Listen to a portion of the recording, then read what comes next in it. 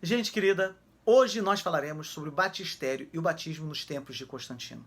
Nós já falamos sobre como eram as basílicas, mas você sabia que ao redor da basílica eram construídos outros edifícios dedicados ao culto e à residência dos ministros? Destes edifícios, o mais importante era o batistério.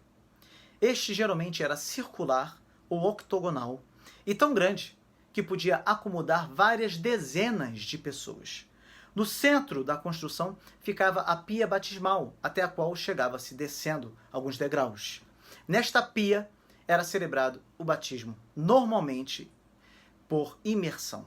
De fato, a imersão, segundo alguns estudiosos, era o meio habitual de administração do batismo, pelo menos até o século IX, quando nas regiões mais frias da Europa Ocidental ficou popular o batismo por aspersão, que sempre foi usado em casos excepcionais, segundo alguns acreditam, como era o caso da saúde deficiente, falta de água, etc. Na Itália, o batismo por imersão ainda foi praticado até o século XIII, e muitas igrejas ainda o praticam em nossos dias. No meio do batistério era pendurado uma grande tela que dividia o salão em duas partes.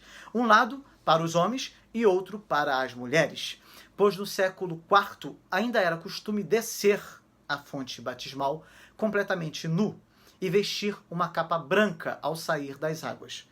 Diante desse fato, muitos se questionam se o batismo deve ser por imersão mesmo ou por aspersão.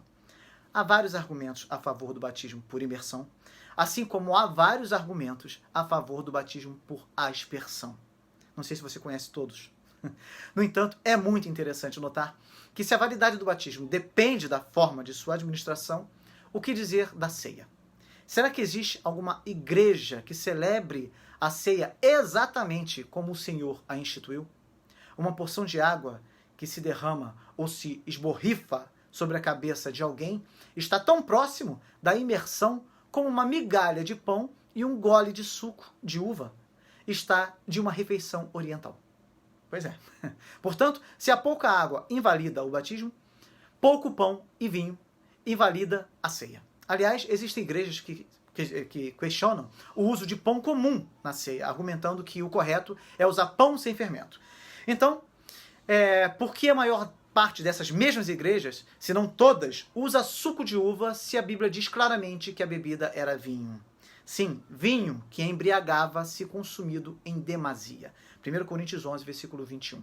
Se aceitarmos que podemos receber a ceia de pé, ou sentados, ou ajoelhados, ou deitados numa cama, se ela pode ser celebrada num cenáculo, numa casa ou num templo, se podemos usar mais ou menos pão, ou mais ou menos vinho, ou suco de uva, etc., por que então a forma da outra ordenança é tão importante?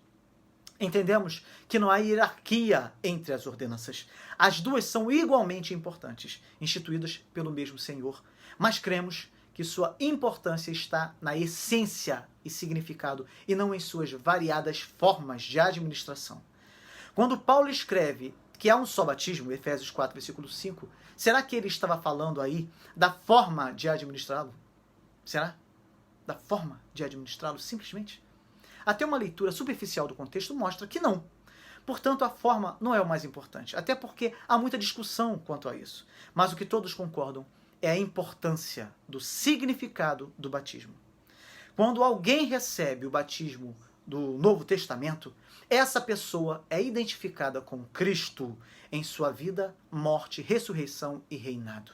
Este é o porquê o Novo Testamento frequentemente refere-se aos cristãos como estando em Cristo. A pessoa batizada é pela virtude do pacto de Cristo, identificada com Cristo, de forma que a pessoa encontra-se sob a influência controladora do único Redentor, dos eleitos de Deus.